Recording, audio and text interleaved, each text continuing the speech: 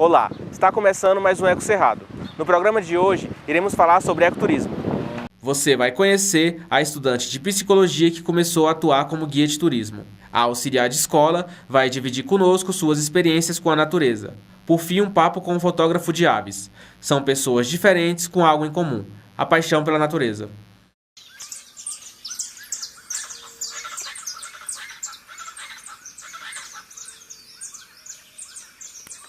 Venho trabalhando com ecoturismo e viagens há 2 anos e meio. Esse trabalho partiu a partir do momento que eu vi a necessidade de incrementar a renda familiar e me vi sem emprego. Então, eu já tinha feito outras vezes para curtição. E aí eu vi nesse ramo um meio de ganhar dinheiro e de se divertir também e conhecer outros lugares. Há uns 2 anos a gente começou a fazer as excursões para clubes, para onde a gente já conhecia aqui no DF. E aí depois disso a gente percebeu que não estava sendo mais atrativo. Então a gente procurou outros lugares que as pessoas se interessassem mais. Foi onde partiu a gente conhecer as cachoeiras do entorno e para fora também.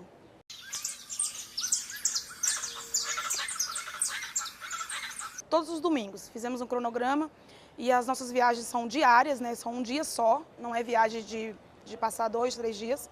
A gente faz uma viagem só por conta do tempo e do valor, que é acessível para todo mundo. Tem muita gente que quer fazer um passeio rápido e agradável. Então a gente sai aos domingos às 7 da manhã e retorna às 17 horas.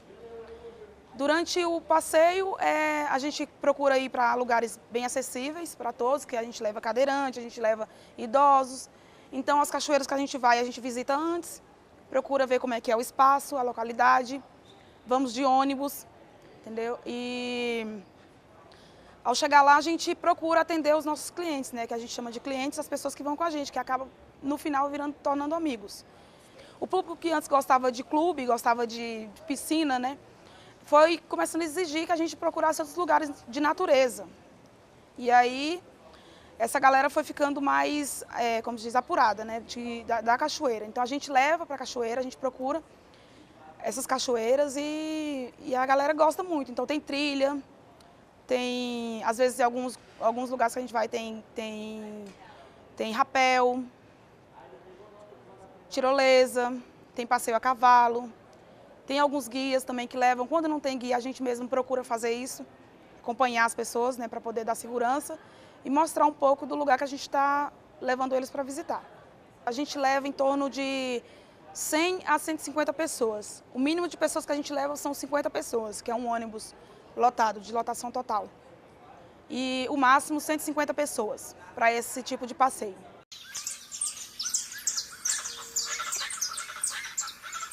Bem, a gente começou a fazer as visitações nas cachoeiras aqui do entorno. Cachoeira do Segredo, que fica em Cocalzinho, que é numa propriedade particular. Aí a gente foi cachoeira do Balneário Praia das Lajes, que fica em Cristalina. Depois a gente conseguiu também, porque a gente vai procurando, aí a gente conseguiu uma cachoeira em Braslândia, que é a Cachoeira Barro Dias, que na verdade é uma propriedade particular também, onde tem mais de uma cachoeira, tem Cachoeira da Lídia, tem umas 3 cachoeiras no mesmo local. E tudo com água corrente e piscina natural. Para não ficar repetitivo, a gente faz um rodízio. Mas a cachoeira que dá mais pessoas que querem ir é a do Itiquira, que é que o pessoal chama Véu da Noiva, né? E a Cachoeira do Segredo, que é muito linda também.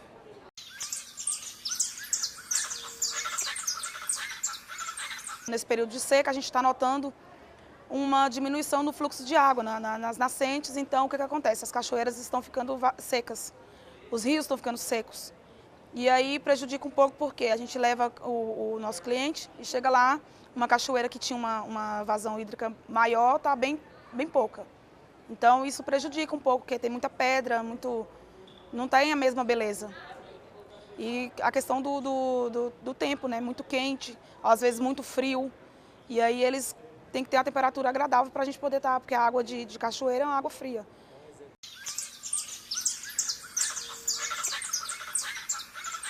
A gente sempre incentiva a estar recolhendo lixo na excursão, cada um levar a sua sacolinha e trazer o lixo que leva a gente trazer. A gente sempre limpa onde a gente usa para poder ficar tudo limpinho e preservar.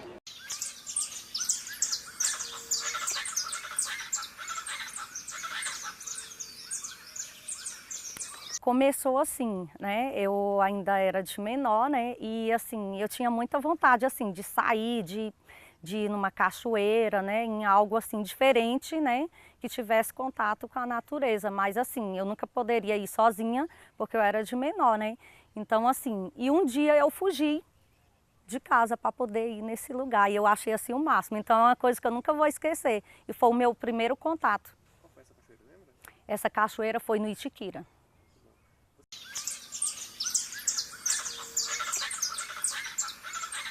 Eu acho assim, eu fico muito triste, né, quando eu vou em algum lugar assim, né, da natureza, numa cachoeira, numa gruta, né, em alguma coisa assim que eu vejo lixo transbordando, né, na água ali ao redor das cachoeiras, né.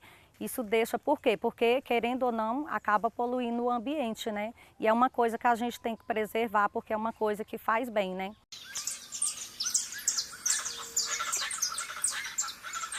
Não, assim, a única diferença é, né, que a água está menos, né, e assim, você percebe que diminuiu a quantidade de água, né, e assim, tem mais poluição, né, é o que a gente percebe, mas assim, é algo que é sempre prazeroso para quem gosta de frequentar esses lugares.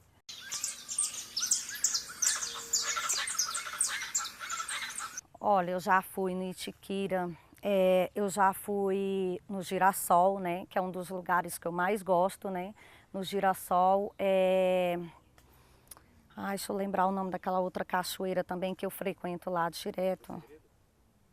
Cachoeira do Segredo, tem uma outra também próxima do Itiquira, Salto Corumbá, é maravilhoso. Quem não conhece pode ir que vai amar de paixão.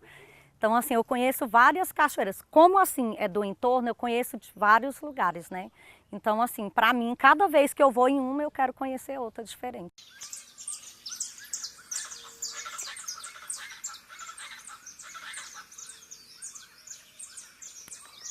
Meu nome é Tancredo Maia Filho, eu tenho 70 anos.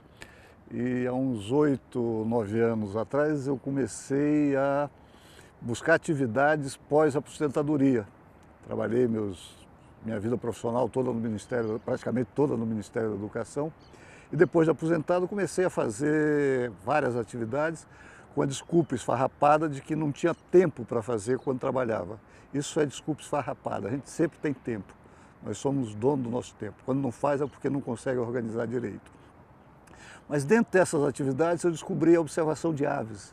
E a partir daí encontrei inicialmente um ninho de beija-flor, me encantei, remeti-me à infância e a partir daí comecei a fotografar aves por Brasília, pelo Distrito Federal e pelo Brasil inteiro.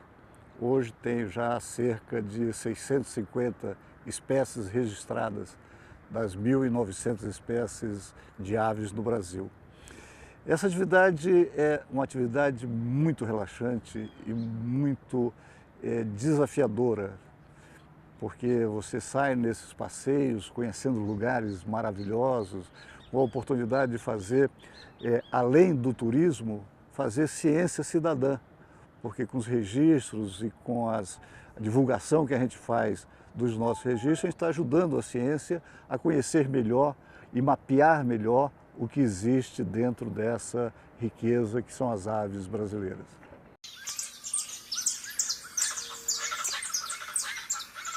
A atividade de observação de aves se insere perfeitamente dentro de uma linha de turismo ecológico. Por quê? Nós saímos por esse Brasil afora e utilizamos tanto a estrutura hoteleira de pousadas como de guia e fazemos seguramente um turismo qualificado, eu diria assim, por conta dessa especialidade. Então, a nossa atividade, além de ser prazerosa, ela se insere dentro de um sistema econômico importante que é o turismo no Brasil.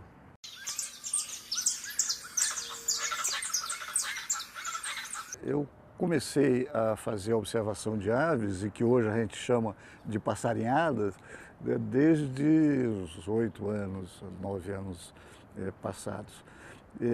A Brasília é muito rico para se fazer observação de aves. É uma cidade, o Distrito Federal é muito rico, os parques da cidade são muito ricos. Nosso grupo, Observáveis, Observadores de Aves do Planalto Central, tem um programa junto com o IBRAM, que é Vamos Passarinhar nos Parques de Brasília. E esse programa, a gente a cada mês visita um parque. Então são parques muito ricos. Semana passada tivemos no Copaíbas, que é um parque no Lago Sul. E hoje estamos aqui no Vivencial do Lago Norte, que é um parque muito rico, pequeno, mas com uma diversidade muito grande.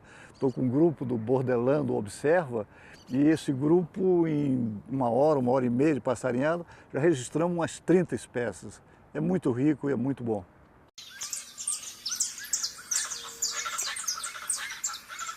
O nosso grupo de observação de aves, ele é um grupo que tem já cerca de uns 280, 300 pessoas inscritas. Usuários do Observave, do Bordelando Observa. Nas passarinhadas, depende muito. Nós temos colega que prefere fazer caminhada solitária, prefere 1 ou 2, no máximo 3. Pá, mais um pombo. Mas normalmente são 6, 8 pessoas em que a gente sai para fazer as caminhadas. A passarinhada mensal do projeto Vamos Passarinhar nos Parques do DF é mais um congraçamento dos passarinheiros. Então nós temos na última passarinhada, nós tivemos cerca de 50 passarinheiros no Parque das Copaíbas. Hoje nós estamos aqui com 10 passarinheiros, 10 observadores de aves. É um grupo bom, sempre muito disciplinado, com silêncio na trilha, prestando muita atenção na observação. Então é nessa ordem vai de 1 a 50, 60 o número das nossas saídas para passarinhar.